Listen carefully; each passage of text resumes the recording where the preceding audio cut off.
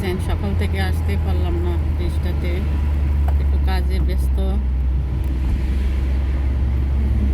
এখন আবার পার্টির কাছে যাচ্ছি।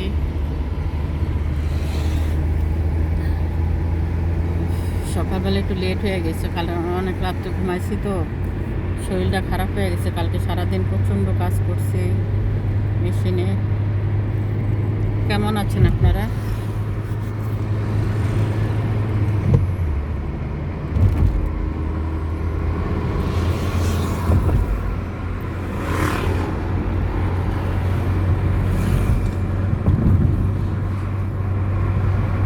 খুবই টাফ ব্যাপার হয়ে যায় ব্রিজটা চালানো কাজের মাঝে।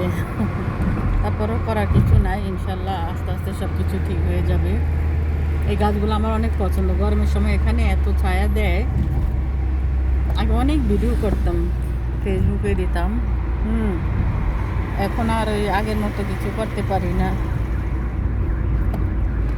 এই যে গাছগুলো নতুন পাতা বের হয়েছে, মাশাআল্লাহ অনেক সুন্দর এই গাছগুলো। আমি এই সাইডটা দিয়ে যাই গরমের সময়, গাছগুলো অনেক ছায়া দেয়। যে গাছগুলো পরিষ্কার করতে আছে, বনগুলো কাটতেছে।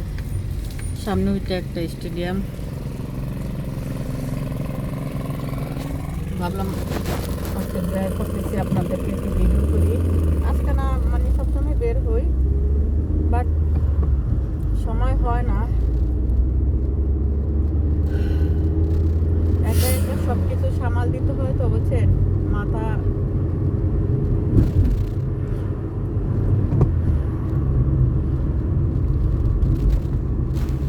গাছগুলো অনেক সুন্দর লাগে গরমের সময়, বিশেষ করে নতুন পাতা আসে বৈশাখ মানে কি বলে চৈত্র মাসের, বাংলাদেশের চৈত্র মাসের খরা।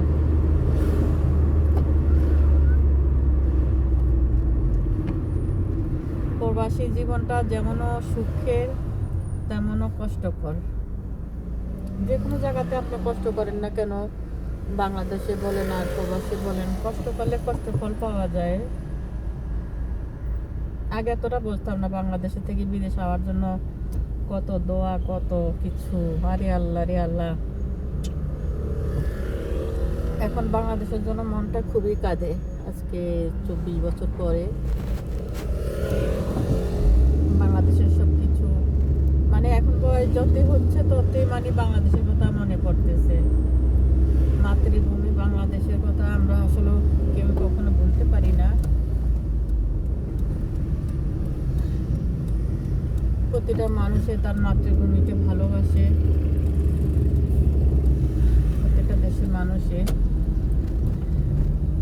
মানে এখন সকাল থেকে মানে তাড়াহুড়া মানে দৌড়ের উপরে আছি আর কি। এখনো গাড়িটা নিয়ে মানে মনে হয় যেন আমি দৌড় দিতে আছি, বুঝতে পারছেন।